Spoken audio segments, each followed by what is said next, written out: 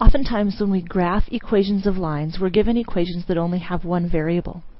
For example, if I have the equation x equals 3, notice that this equation only has the variable x. That tells us that the graph of this line is going to cross the x-axis at 3.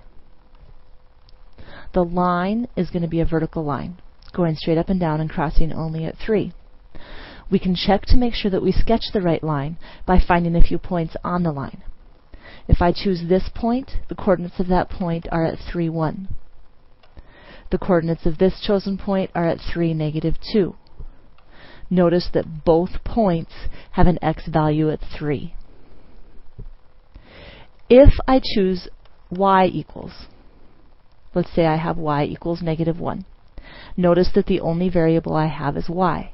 This tells us that this graph is going to cross the y-axis at negative 1. The graph is going to be a horizontal line crossing the y-axis at negative 1. If I check it, I can choose some points on the line. This point would be at 0, negative 1. If I choose this point, it's at 2, negative 1. Notice that both points I have chosen have a y-axis at negative 1, or a y value of negative 1. So anytime I have an equation with only x, and it's an x equals equation, that tells me it's crossing the x-axis, and it's going to be a vertical line. Anytime I have an equation that is y equals, and there is no x, it only has y, that tells me it's crossing the y-axis, so it's a horizontal line.